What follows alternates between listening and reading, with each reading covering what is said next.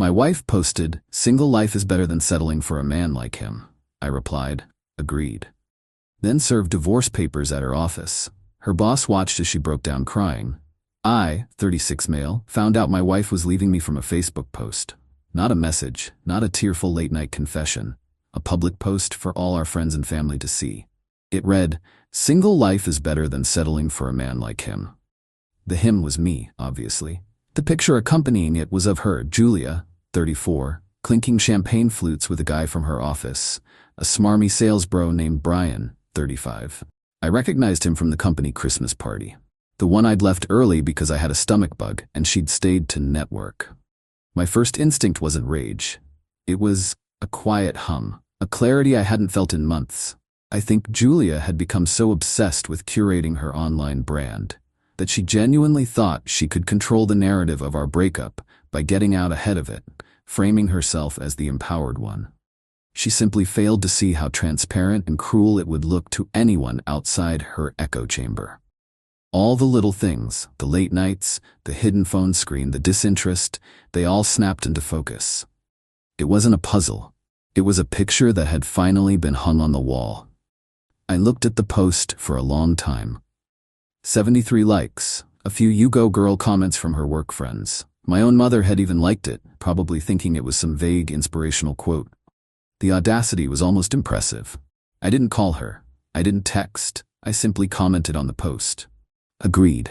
Then, before I did anything else, I took a series of high-resolution timestamp screenshots. The post, the picture, the comments, my comment. An unalterable digital record. Only then did I call my lawyer. My lawyer, a stoic woman named Miss Evelyn, was brutally efficient. She didn't offer condolences. She offered a strategy. The public nature of her announcement is a gift, legally speaking, she'd said, her voice crisp over the phone. It establishes a clear timeline and intent. No ambiguity. I liked her immediately. The plan was simple, methodical. I spent the next 48 hours in a state of hyper-focused activity. I compiled our financials. I separated our assets on a spreadsheet, down to the penny. I took pictures of the apartment, documenting the state of our shared belongings. Every piece of art we'd bought together, every piece of furniture. I was creating an archive of a life that was about to be systematically dismantled. Julia didn't come home that night, or the next. Her side of the bed remained cold and smooth. The silence in the apartment was a living thing. I found myself listening to the hum of the refrigerator, the creak of the floorboards, noticing sounds that had been drowned out by her presence for the last 7 years. I felt a pang in my chest, a hollow ache that I recognized as grief. But it was distant, like a storm happening miles away. The hum of purpose was louder. The divorce papers were ready by Wednesday morning. Miss Evelyn had asked if I wanted them served at our apartment. "No," I said. "I have a specific location in mind." Julia worked in a trendy open-plan office downtown. Glass walls, exposed brick, a pudding green in the break room. It was a place obsessed with image, with the performance of success. Her entire professional life was a carefully constructed facade. It seemed only fitting to deliver the news there. I hired a professional process server, a tall, impassive man named Billy who looked like he'd been carved from granite. I gave him a recent photo of Juliet and specific instructions. "I want you to walk up to her desk. I want you to say her full name, Julia Marie Peterson, and I want you to hand her the documents. Don't be aggressive, just formal." And I gave him one more instruction. "Wait for me. I'll be across the street."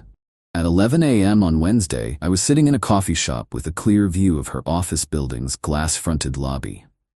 I had a lukewarm latte in my hand that I had no intention of drinking.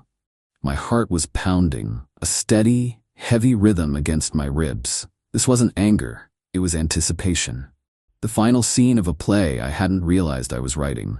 I watched Billy walk in. He spoke to the receptionist, who pointed towards Julia's section of the floor. Through the massive windows, I could see her. She was laughing with Brian, her head thrown back, a pen tucked behind her ear. He was leaning against her desk, all predatory charm and expensive cologne I could smell from across the street. Billy navigated the maze of desks with a slow, deliberate pace. I saw him approach. I saw him speak. I couldn't hear the words, of course, but I saw Julia's smile falter. The confusion, then the dawning horror as he handed her the thick manila envelope. Brian, ever the hero, stepped forward. He put a hand on Billy's arm. Billy didn't even flinch. He just nodded, said something I imagined was, "Have a nice day," and turned to leave. And then I saw it. The moment of absolute, beautiful collapse. Julia's boss, a woman named Frances, emerged from her glass-walled office, drawn by the disturbance. She walked over to Julia's desk. Brian was trying to read the papers over Julia's shoulder. Julia snatched them away, her face a mask of disbelief. She looked up, her eyes scanning the room, as if expecting to find me there, gloating. Her gaze swept past the windows, past the coffee shop. She didn't see me. I was just another face in the crowd. Then the breakdown began. It wasn't loud or histrionic. It was quiet, which was somehow worse. Her shoulders started to shake. She covered her face with her hands. Brian, realizing this was a PR disaster in the making, tried to steer her away, but it was too late. Everyone was watching. The open plan office, designed for collaboration and transparency, was now a theater for her humiliation. Frances, her boss, had her arms crossed, her expression one of utter annoyance. This was not part of the brand. This was messy, human, unprofitable. Julia finally looked up, her face streaked with tears and mascara. Her eyes met Brian's, and for the first time I saw a flicker of something in his expression that wasn't smug confidence. It was panic. This wasn't part of his plan. The fun, illicit affair had just become a legally binding complication. I took a slow sip of my cold coffee, stood up, and walked away. I didn't look back. The hum inside me had settled into a quiet, satisfying thrum. This wasn't revenge. It was a natural consequence, an equal and opposite reaction. She had written her ending. I was simply delivering the epilogue. Update edit. Wow, thanks for the comments and awards. Didn't expect this to get so much attention. To answer a few DMs. Yes, I am 100% done. No, I am not second-guessing myself. The support helps, Tabaha. The silence was broken on Friday evening. My phone buzzed with a call from an unknown number. I answered and put it on speaker. "What the hell did you do?" It was Brian. His voice was tight, a squeak of panic under the bravado. "I'm not sure I follow," I said, my tone placid. I was in the kitchen, carefully packing a box with my cookbooks. "You couldn't have just talked to her? You had to pull that stunt at her work? In front of everyone? In front of Frances?" He sounded personally offended, as if I had violated some sacred bro code. "Was I supposed to check your schedule first?" I asked, placing a worn copy of Salt, Fat, Acid, Heat into the box. "My apologies. I should have considered how my wife's affair and the subsequent end of my marriage might inconvenience her AP." There was a sputtering on the other end. "We're not." "It wasn't. You don't know anything. I know that Julia posted a picture of you two celebrating your new single life on a public forum. I know she hasn't been home in 5 days, and I know she was served with divorce papers. The rest is for the lawyers. Speaking of which, I'd advise my STBXW to get one." I could hear Julia crying in the background. "Give me the phone, Brian." The phone fumbled. "You're an ass," she sobbed into the receiver. "You did that to embarrass me." "Embarrass you?" I paused. "Julia, you posted a declaration of our marriage's failure to 250 of our closest friends and relatives. You posed for a photo with your lover. What part of that did you think would remain private?" "It was just a post. It was a mistake. I was emotional." "It was a choice," I corrected her gently. "Just like my response was a choice. I'm choosing to believe you. You said you wanted the single life? I'm facilitating that. You should be thanking me." "I want my things," she said, her voice shifting to demanding. "I'm coming over tomorrow to get my stuff." "That won't be possible," I said calmly. "Our lawyers will arrange a time. There's a formal process for this." "Shared property? You mean my property?" she shrieked. "That painting in the living room is mine. My grandmother gave it to me." "The abstract one we bought at the art fair 2 years ago for $3,000? I asked. "The one we have a receipt for from our joint account? That painting?" Silence. The beautiful, damning silence of someone caught in a lie. "You can't do this," she whispered. "I'm not doing anything, Julia," I said, taping up the box. "I'm just following the rules. My lawyer will be in touch with yours." I hung up. The next day, I changed the locks and set up a camera in the living room, pointed at the front door. Ms. Evelyn had called it prudent documentation. It paid off 2 hours later. My phone pinged with a motion alert.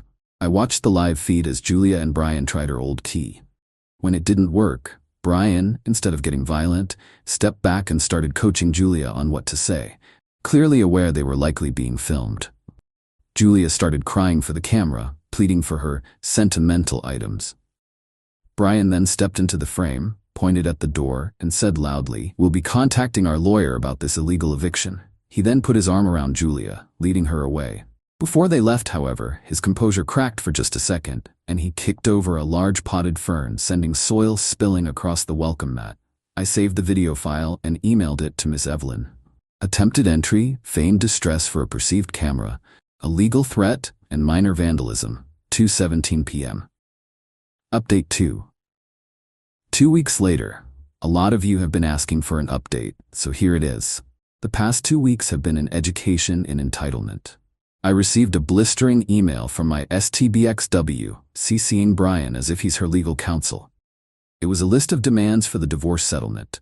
She wanted the apartment, the car, our entire joint savings account, and for me to pay her bills for 6 months. She also demanded the two $850 security deposit from an apartment we rented 8 years ago. It was like reading a toddler's Christmas list. I forwarded it to Ms. Evelyn without comment. Her reply was succinct: "This is excellent. Keep all correspondence." The social fallout has been clarifying. One mutual friend, Albert, called to mediate. "Dude, I think you're overreacting," he'd said. "Albert, did she tell you she's living with Brian?" I asked.